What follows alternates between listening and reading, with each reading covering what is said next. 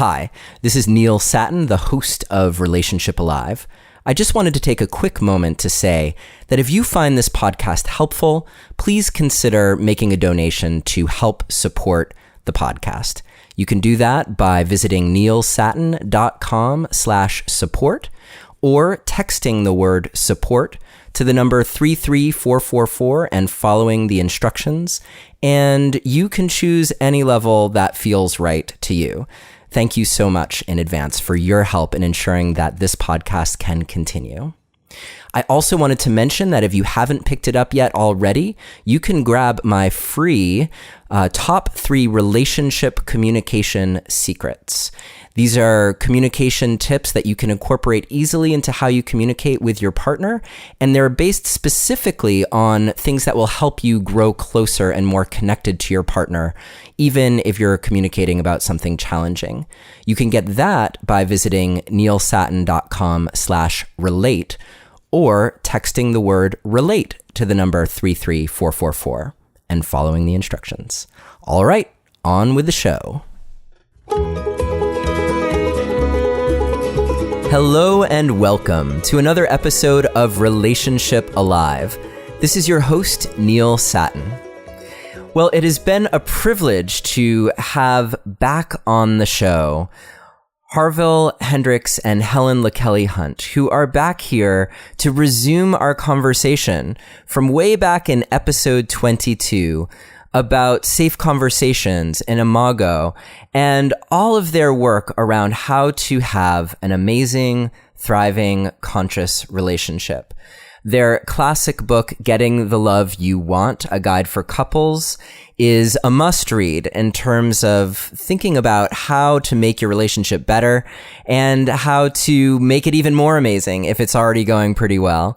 And on top of that, they have a new book coming out called The Space Between, which we'll have a chance to talk about today. In general, what we're going to tease apart is, first, some questions from you, because I went into the Relationship Alive community on Facebook and said, hey, I'm talking to Helen and Harville again. What would you like me to ask them? So we're going to get to some of those questions. And then on top of that, I would like to do both things that I just mentioned, figure out how do we make what's awesome even better, and how do we take the things that we're frustrated about in our relationship and turn those around into to something that connects us even further. So that's the plan, and we will, as usual, have a detailed show guide, which you can download by visiting neilsatin.com/imago2. That's IMAGO and the number 2. neilsatin.com/imago was their first episode with us, which I recommend you check out as well, since this is going to be a continuation in some respects, though you don't have to stop now. We'll give you all the background information you need. Or you can always text the word passion to the number 33444 and follow the instructions, and I'll send you a link to the show guide for this episode, as well as the other episodes of Relationship Alive. Okay, that is enough from me for the moment. Helen LaKelly Hunt and Harville Hendrix, thank you so much for joining us today on Relationship Alive. Thanks, Neil. We're delighted to be here. Yes. It is a pleasure to have you back, and especially now, we're right around the beginning of July that we're having this conversation, and it was about a year ago that Chloe and I were in your Getting the Love You Want workshop at Kripalu, which was just an amazing experience. And so it's really fun to talk to you now, also because we're getting married in just over 3 weeks. So, oh, great. Wow, congratulations. Thank you so much. Thank you. Look what a workshop will do. Exactly. In fact, your workshop was really helpful for us in a number of ways. And I'd like to start, actually, if we could, by talking about one of those ways. And it was probably the most amazing part of the workshop for us, which was the positive flooding exercise. And I know that this can be great for couples who are having trouble reaching for the positive feelings that they maybe once experienced with each other. And because we were actually in a really good place, this exercise was really amazing for us for amplifying those feelings. So can you talk a little bit about what positive flooding is and maybe even how you came about that exercise? Sure. Well, why don't I say a little bit at the start, and Harville will go into depth. Great. No one's ever asked us this question, Neil, and especially at the start of an interview. But this is so cool. The way I would answer it is that it's a brain exercise. That so many of the couples who come to a workshop have their list of issues that they are planning to deal with at the workshop, and they're looking forward to their partner waking up to how much they need to change to make you happy, and they're going to change to make you happy. So they want to deal with their issues, and throughout the workshop, Harville is so masterful at keeping them out of their issues and putting them into another part of their brain where they can first acknowledge what each other is doing right, which makes it safer to then deal with the issues. So I am a dialogue partner with the theory. I'm a great number 2. Like, I love doing this with Harville, but he is the one that so masterfully makes the theory succinct and brings in the order of how the theory evolves. And it's just so masterful. I'm so honored to be his partner. So this positive flooding really represents the fact that energy follows attention. What you focus on is what you get. And the couples end up one at a time, taking turns, one surrounding the other and just sharing all the positive things they feel about their beloved. And they had no idea they would end up doing this at the workshop. And they're just, well, as you know, you had no idea that would be what you would be asked to do. And it takes you out of that resentful part of your brain where you've kept the list of all the things your partner has done that has really been insensitive to you and really hurt you or frustrated you. And it moves you into the part of the brain that you realize that wakes you up to how wonderful your partner is. The issues haven't gone away, but now there's a whole new way you can deal with them from another part of your brain that is in the neocortex, in that dorsolateral prefrontal cortex, where you're more curious about your partner, and you're not judgmental, and the problems get solved. So with me simply saying it's a brain exercise, Harville, why don't you delve into the details? Well, with the details are that we ask a couple to come up and demonstrate, and we most exercises are two-chair exercises where couples face each other and engage in some form of dialogical exchange and process that. This one is a one-chair exercise in which one partner sits in the chair and the other one circles the partner and under our guidance floods the partner with positive adjectives. And it's a 3-minute exercise. 1 minute is focused on what we call body parts, so that the person circling will identify and appreciate all of the features of the partner's body that they appreciate. Like, I appreciate the beauty of your hair, I appreciate the curve of your nose, I appreciate the blueness of your eyes. And they start with what we would call a natural volume. The volume is normal. So they circle for a minute and say as many positive things about their partner's body as they can in a minute. And then we switch them for the second minute to their partner's traits. The traits are things like, I I appreciate your warmth. I appreciate your intelligence. I appreciate your kindness to others. And so they spend a full minute identifying all the positive adjectives and traits that they can come up with about their partner.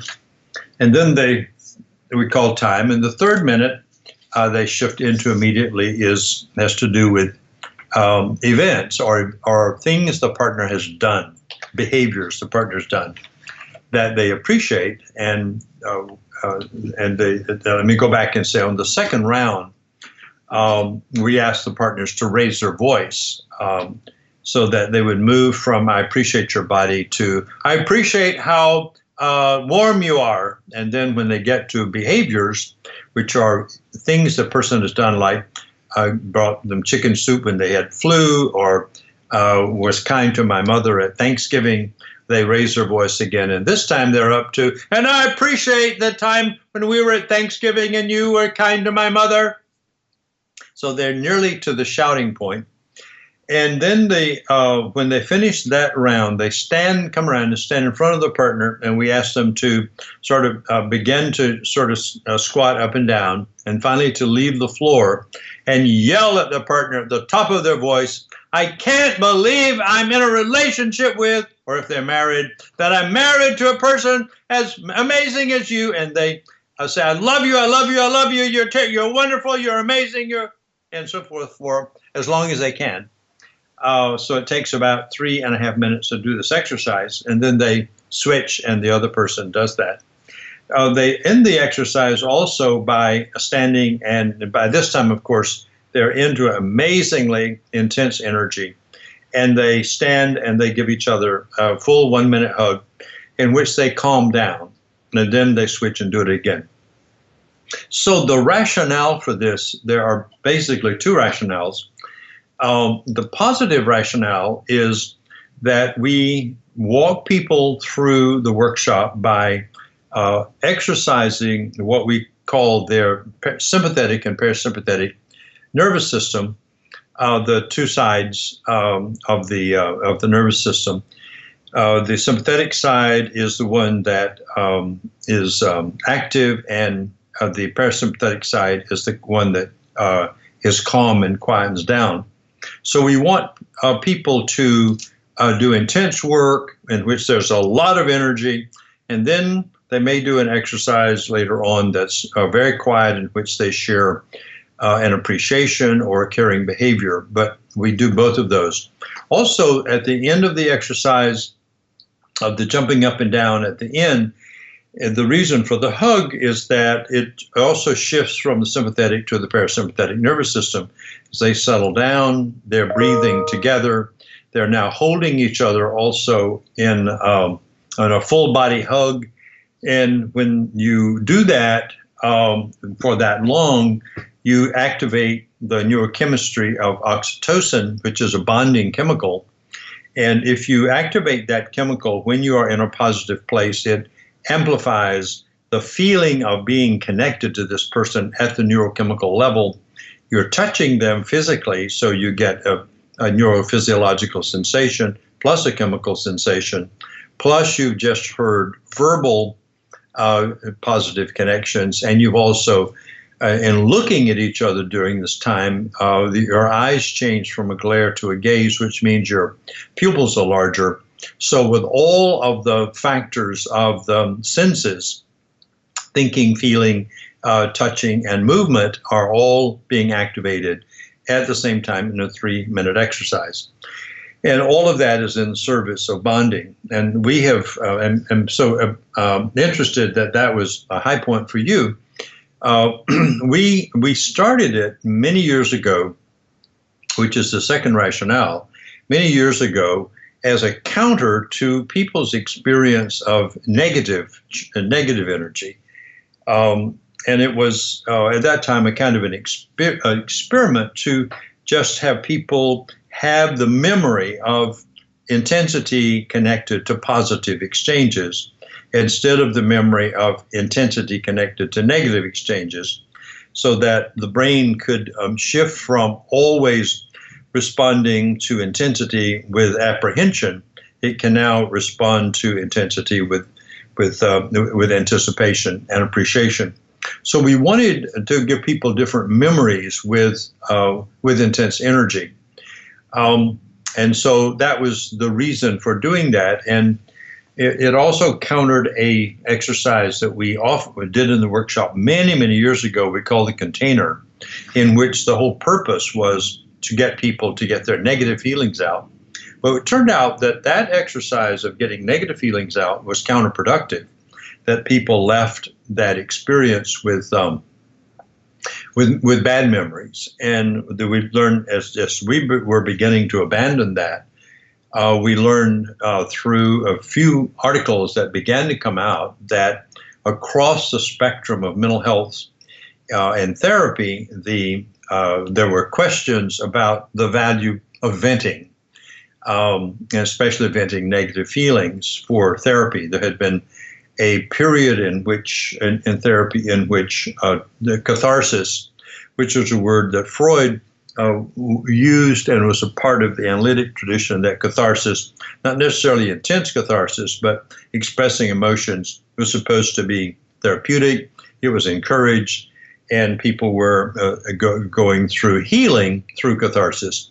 But we discovered that negative catharsis actually increases the negativity that is being cathartic. The brain sciences were the basis for this, and as the brain sciences after 2000 began to become more focused on small areas of the brain and on particular areas of the brain and on neurochemistry, that venting was in fact increasing the sensitivity of those areas in the brain. Whereas if you switch to positive venting, it increased those areas too, but it left you with bonding memories instead of disconnecting memories. So that's why we did that. What we're surprised is that this exercise, which comes at the end of the workshop, has resulted in numbers of couples saying that it was so powerful for them that they decided, having not quite decided it during the workshop, but decided doing this exercise, not to divorce, because the push to say positive things about the partner activates feelings that had been blocked and repressed for a long period of time. They didn't know they felt that way, or they didn't know their partner felt that way. But when they discharged all these positive energies with intensity, it changed their whole ambience of their relationship from being disconnected and probably going toward divorce to reconnecting and staying married. So it became what was a little tiny exercise in about a 14-hour experience, turned out to be one of the most impactful ones for many couples on the edge of divorce, and those not. It really increased the quality of their relationship. So that's a long answer to that question, but it was a nice question because nobody has ever asked us that, and gives us an opportunity to sort of download for ourselves the rationale for doing that. Yeah, and I mean, so many things in your response that jumped out at me. One of those things being, I'm thinking about when I work with couples that are in trouble. In many respects, they're shut down, and suddenly yes. I realize, like, oh yeah, they're often shut down to their positive feelings and their negative feelings. Yes, and so it makes total sense to me that this would be a way of really jump-starting the positive emotion. And if you're going after, the fabulous Gottman ratio of 5-to-1, 5 positives for every 1 negative, then you need that positive energy to be really amplified. Yes. The other thing that it reminded me of was actually this kind of it's like a parenting methodology called Nurtured Heart, where it talks about energizing a child's positive behavior. And I started thinking, like, oh yeah, because sometimes, especially in a situation where you're shut down from your partner, you're really just craving their energy, and it's almost like anything. Like, I just want anything from you. And sometimes that's where people like do the negative stuff just as a way of getting their partner and getting their attention. Right. So So how amazing to repattern that for us in relationship, to give that kind of energy and attention and intensity to a positive experience, and to have that reference point of, oh yeah, like things can be really intense and amped up and positive.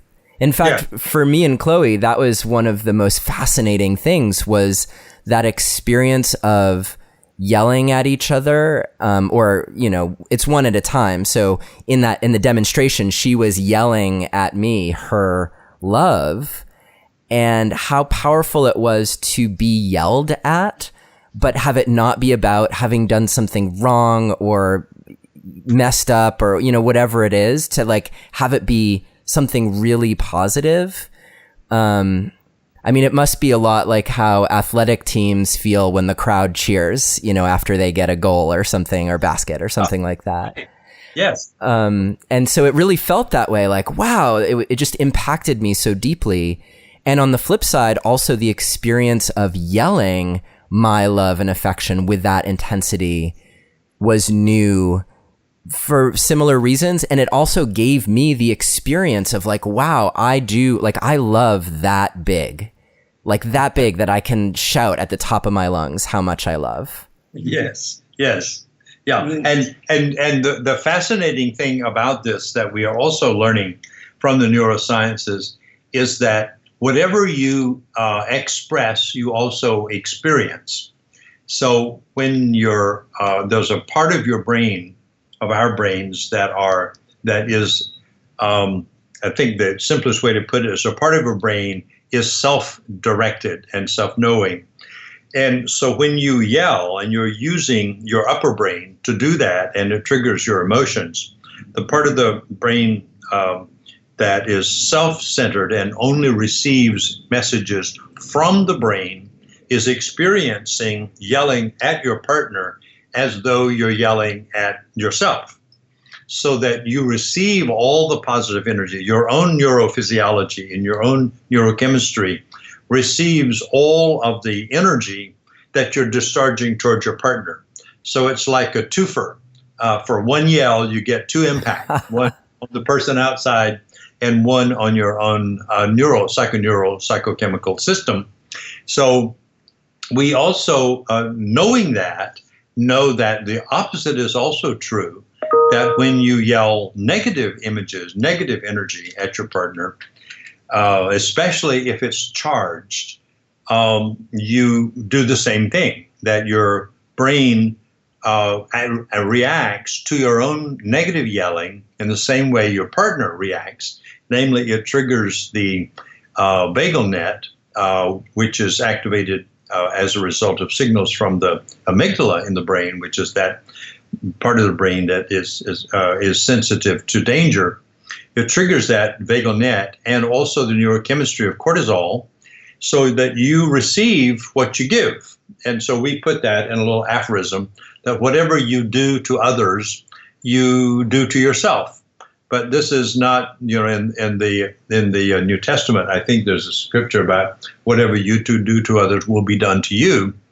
But in that scripture in the Bible, it's sort of a threat that you should take care of your neighbor. Otherwise, there may be some eternal consequences.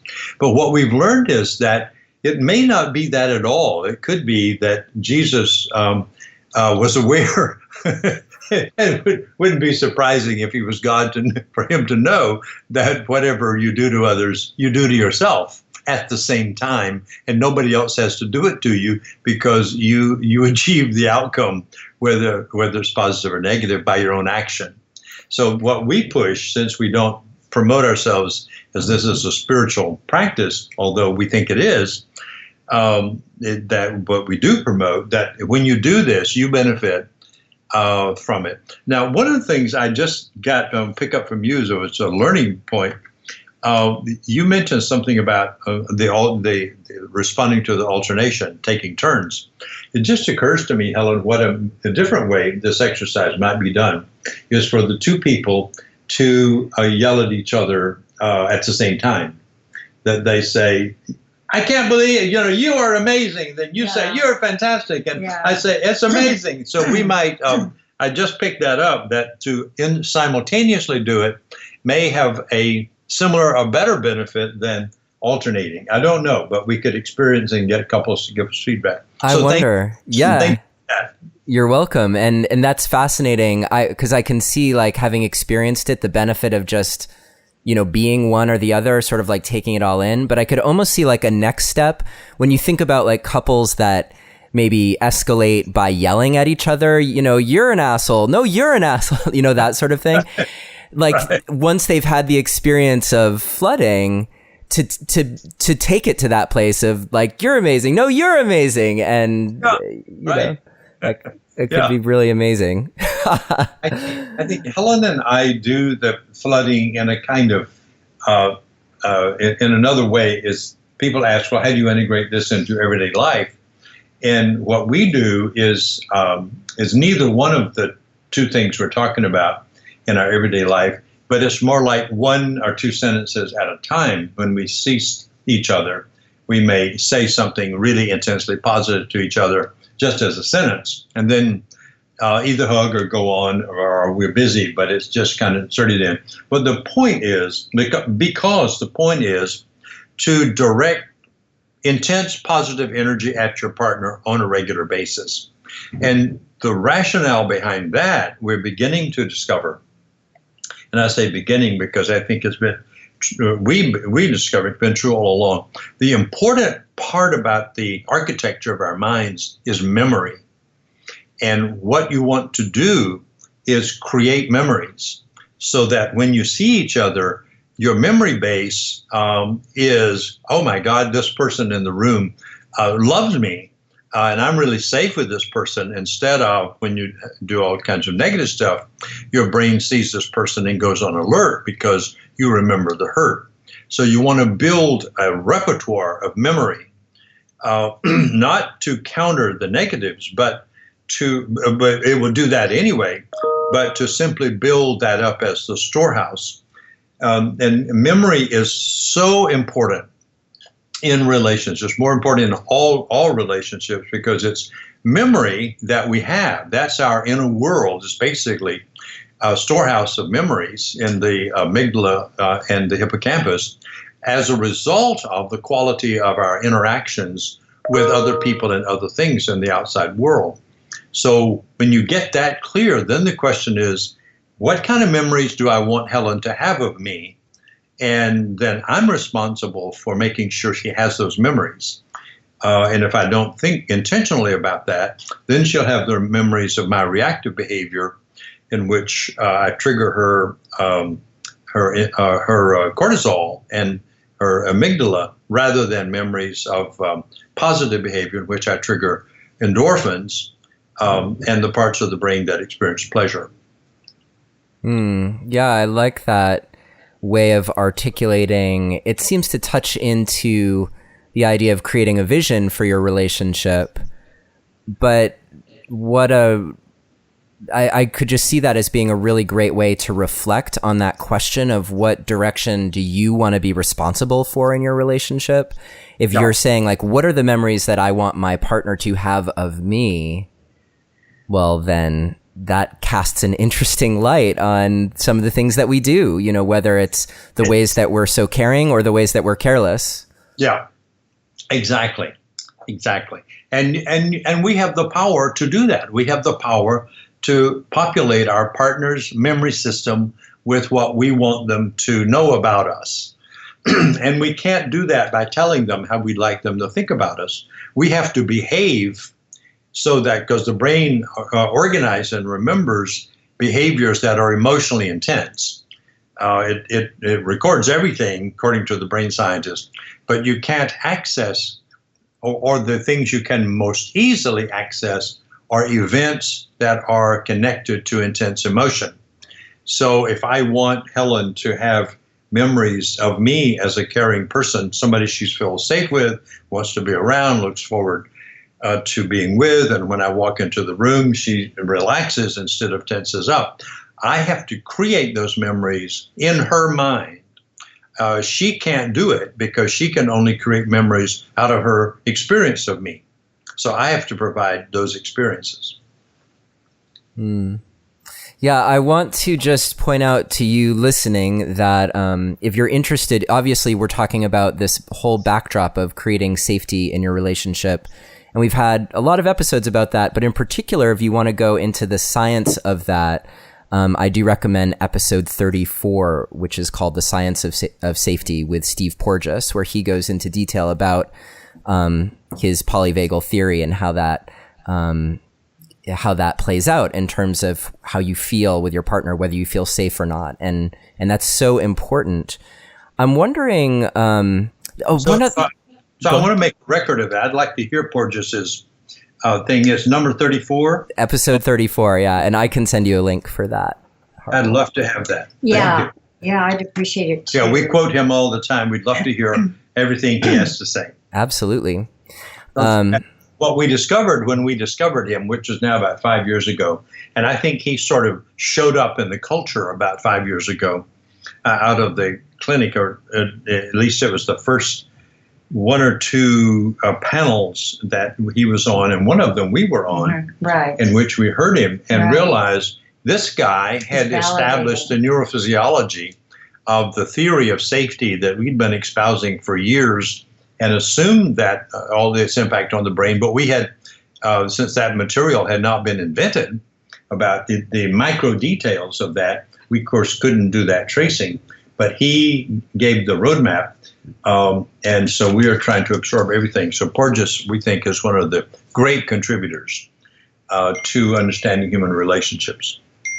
I'm curious for you too, because, and we don't have to spend too much time on this, but when you mentioned earlier that you used to have an exercise that was about kind of venting your frustration and your anger, I was thinking about how, like, for some people who are, let's say, depressed, that's often because they're not able to express really painful feelings that they have. And when you brought that up, it made me think that that could be one of those distinctions between the things that might actually be helpful for you if you're on an individual growth path versus what's helpful in relationship, that the skills of relating are different in many respects. That's very perceptive. That's very perceptive, insightful. Yes.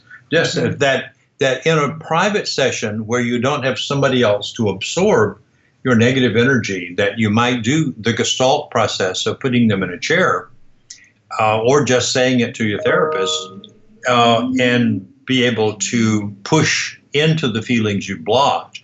But if your partner's in the room, you then compound the problem because now your partner has memories. And what we found is that if you, in a relationship, if you are depressed and you're really sitting on your memories, that if we and we do push you into positive expression, that that those other negative memories will come up, but you'll report them rather than cathartic them. And reporting that I'm feeling angry is a very different communication with your partner than I am angry, because of the neurochemical impact of the two reports. The first one, your prefrontal cortex, will handle that. Might be curious, might be defended, you might have to work on it. But the second one is if you yell, your prefrontal cortex yields to the amygdala. And that's what's remembered. Then you have to kind of go back up there and say, I better not come back and do something bad like that to you. If you're wise enough and experienced enough to regulate that. If you're not, then you'll just counterpunch. And then you have the tragedy of the human race, which is conflict and violence. I think a big thing is that in the 70s, there was a belief in catharsis, that people had been sitting on their feelings, and that was very pathological. And if you could get it out of your system, you would be a more sane person. And that was before the breakthroughs in the area of neuroscience in the 1990s, where the more you run through a neural pathway, the more fortified it becomes. And I think even with Gestalt processes by yourself, it puts you in that lower brain. And I don't know that the catharsis really releases anything. I noticed that in myself, of course, I try not to talk to Harville from my lower brain. But even if he weren't there, I feel like I have so much more of a command. I feel like I'm so much more the person I want to be even when I'm alone talking to someone else, or even my own thoughts. If I can express my own thoughts in a way that it's not about Harville's letting me down, or I'm frustrated by what Harville is doing, or da-da-da. If I can really stay into, I wonder why Harville is doing this. And I wonder if there's a way I could communicate to him that we could end up with me feeling better and we're both still connected. But anyway, the big thing I would say, Neil, is that once you're in that lower brain, neuroscience says that the neural energy can be hijacked and you lose access to the upper brain where you can create win-wins, and where you can, the lower brain is, it's my way or the highway, get with it. I want it my way for now. Give it to me my way. And that's too bad if you don't, like that's the lower brain. And the upper brain goes, I wonder, we totally disagree on this subject, but is there a way that I can get what I want and you can get what you want too? Why don't we talk about this and see if we can both end up getting what we want? It's just such a different part of your brain that the more you exercise that part, the more you're likely to have a better relationship where both people being, you don't feel like you've given up something. Once again, for your partner, you're getting something you want and your partner's getting something that they want. And they both feel like, that's a moment of triumph every time you do that. But it's all about staying out of that lower brain. And I think you're right, Helen, that that's something that we need to experience over and over again, so that you're amplifying that neural pathway and getting how different of an experience it is from going limbic to actually staying in the creative space, even when you're on the edge of your trigger, and getting practice with hanging on to that and being resourceful.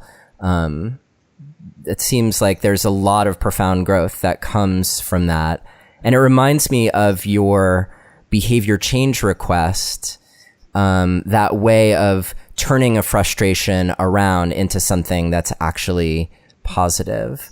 So I'm wondering if you could touch on that for a moment.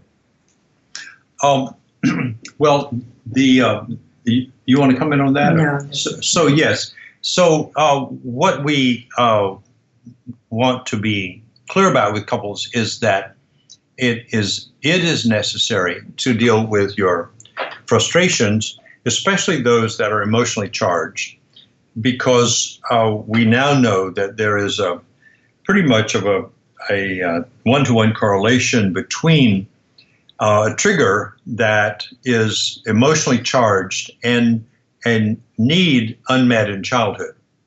So that if you constantly angry about your partner being late, or they don't open the door for you, that what would appear to be mild triggers, but you respond to it with intensity, then we know that that's not only comes from your childhood, but very early in childhood, before the hippocampus came online, which is about the age of 3 or 4, to record events with feelings, events that were emotionally charged.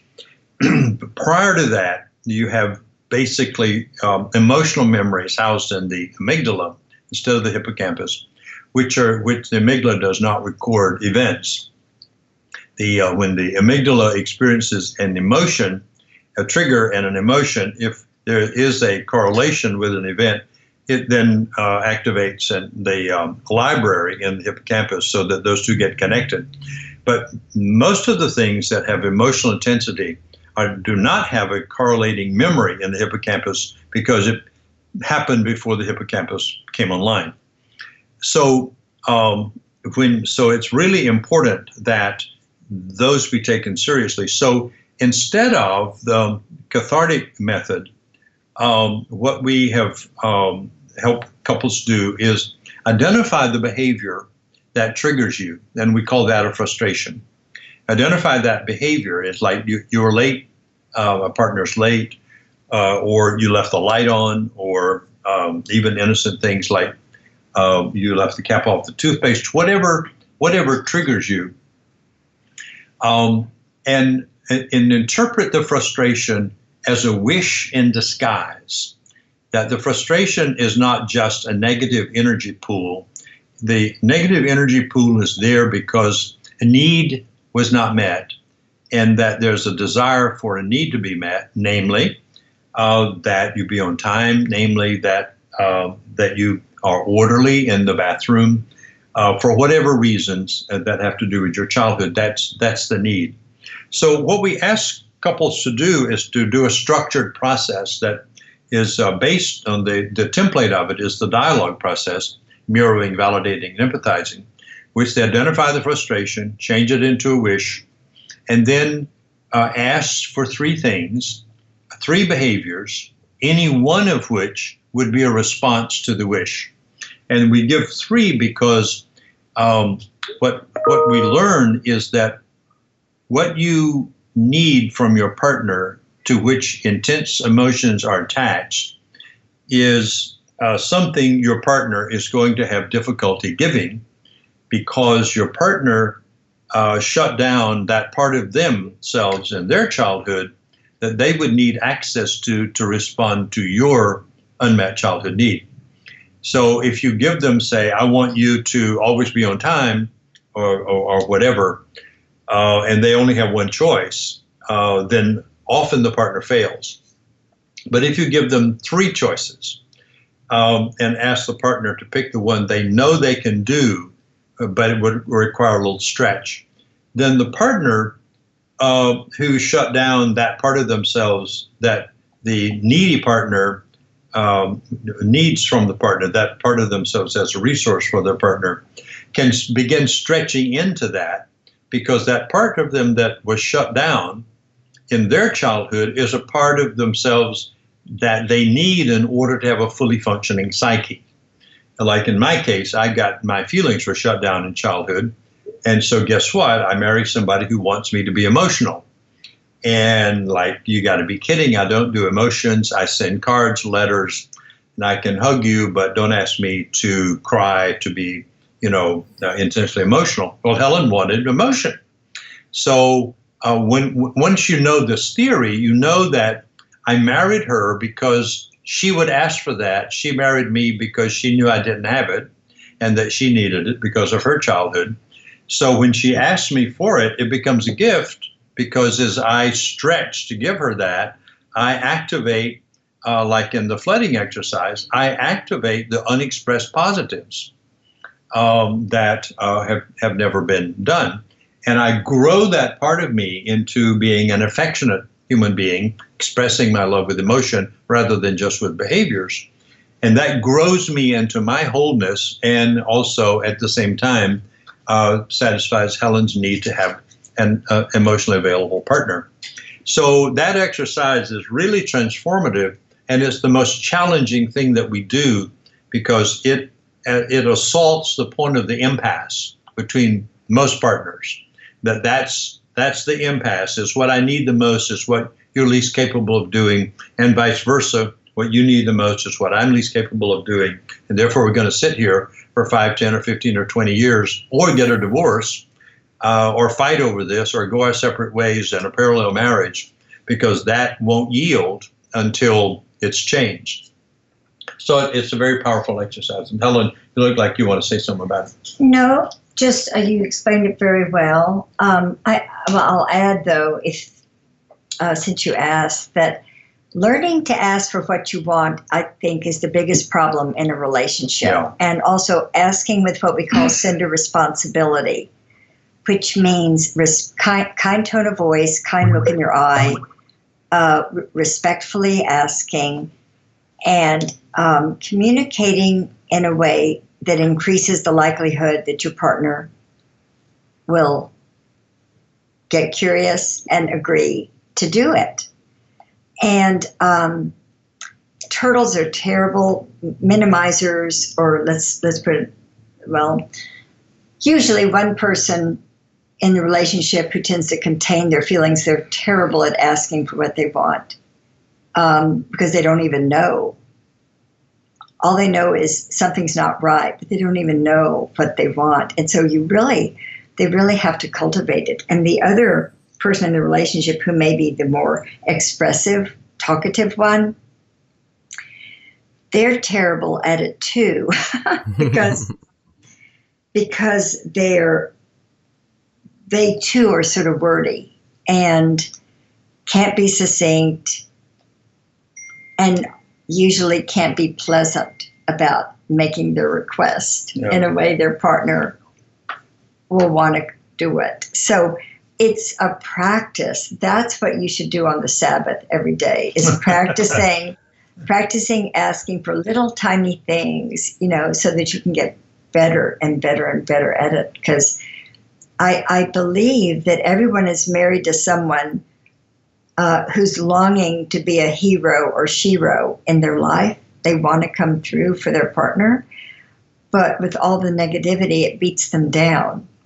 And if they're vague, and if they go, well, I'm not going to tell you what I'm wanting right now, because if you don't know by now, we've been together this many years and you haven't figured it out, I am not going to tell you.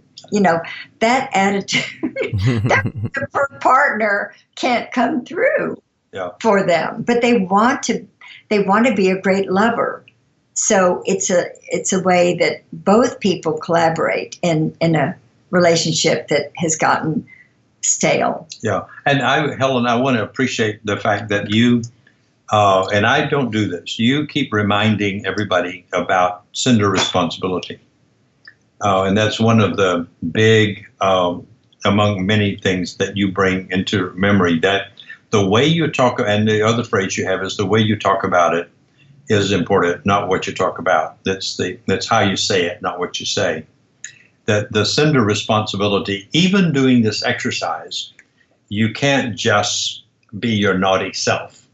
You have to be responsible even in your frustration and asking for it, because if you don't, you do something. The other thing, Ellen, I would appreciate this, and I've never said this to you before, is that only a woman who is emotionally expressive, and men are emotionally expressive too, so this is not a gender thing, but mainly hailstorms, which is we call the expressive person. The larger percentage are women because of the way women and men have been socialized. And you're have the guts, and as a woman do say to hailstorms, hey, by the way, you don't know what you want either.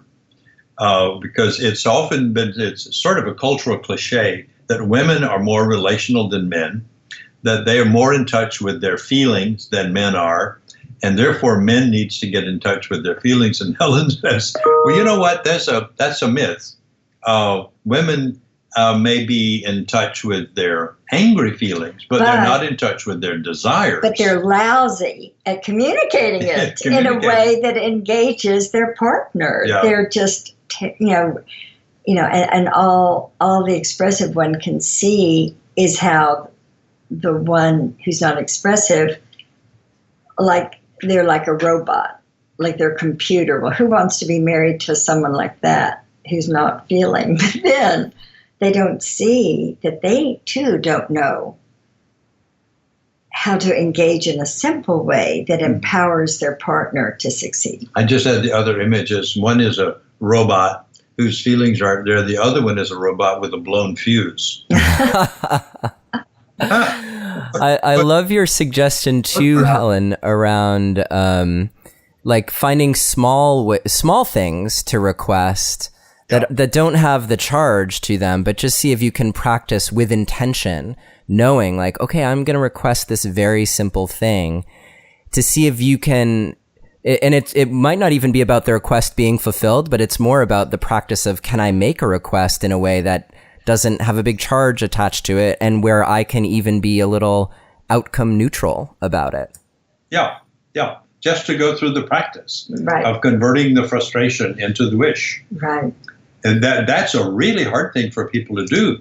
But it's liberating when they get it in the workshops, that the frustration is a wish in disguise. Go to the wish and leave the frustration alone, and your partner can become collaborative with you. But if you go to the frustration, your partner will become defended against you. Love it. When we started this conversation, I mentioned your new book, The Space Between, and I want to just give you a moment to talk about that, as well as your Safe Conversations Toolbox, both of which are available on your website, relationshipsfirst.org. What are you bringing to us in your new offerings? Well, thank you for asking that. The Toolbox is an online course for couples. It's 6 2-hour sessions that's guided and guides couples through basically many of the processes that we talked about. Maybe not in the detail, we just talked about it, but guides them through 6 basic features of how to create and sustain a thriving relationship. And that's on the website, and it's digital and is now available. The book, Space Between, is an attempt to put into language our new, I guess the word would be, it's a new model or a new paradigm, that the space between is where life happens. And that life happening in the space between is internalized by the mind and becomes the world within. And that it offers an alternative to the 100-year tradition in psychotherapy, that life happens inside us and goes outside. And we're saying actually life happens outside and goes inside and then back outside. It's the chicken and the egg. The chicken is the interactive space and the egg is the intrapsychic space. So it basically operates with that. But it's a very simple book, again, that talks about everybody's looking for something. And what we think they're looking for is the sensation of full aliveness. And they're looking for it everywhere. But it's only available in the intricacy of an intimate partnership or a significant relationship with a non-intimate partner, that it's a relational sensation, happens only in that. And then it goes through what we call the Safe Conversations process and guides people and at the visual level, the reading level, through processes that help you arrive at a safety. And safety then is the context within which connecting occurs, and connecting, the felt sense of connecting, is full aliveness. So it's again a kind of theoretical book, but laced all the way through with practical exercises. Some of our readers are saying that turns out to be the best book yet about how to have a thriving relationship. Both of those on the web.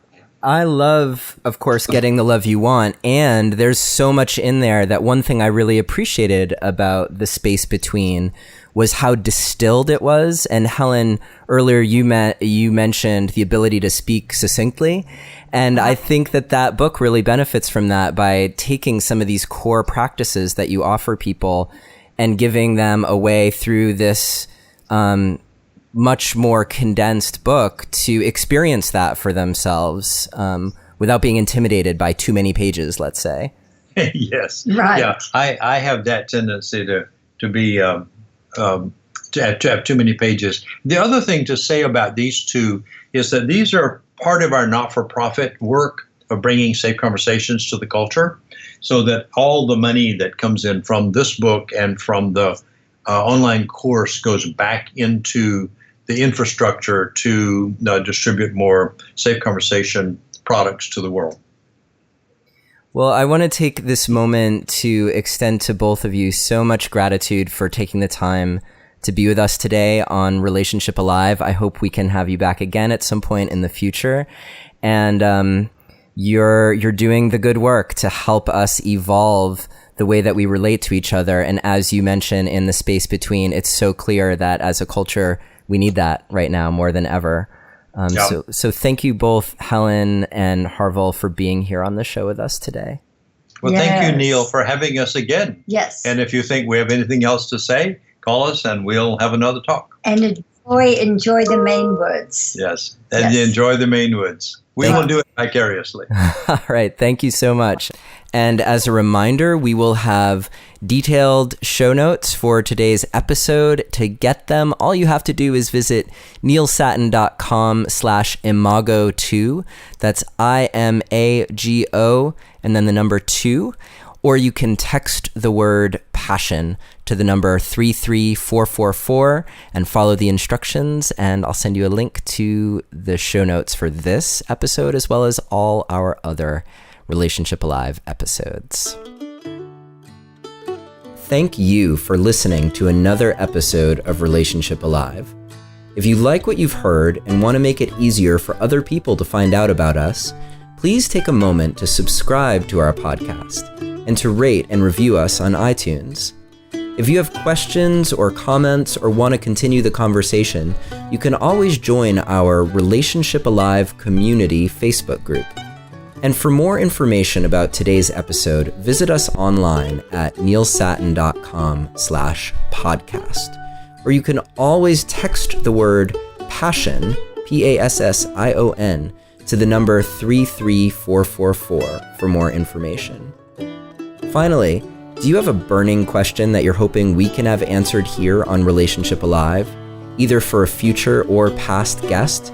Let me know and I'll see what I can do. Take care and see you next time.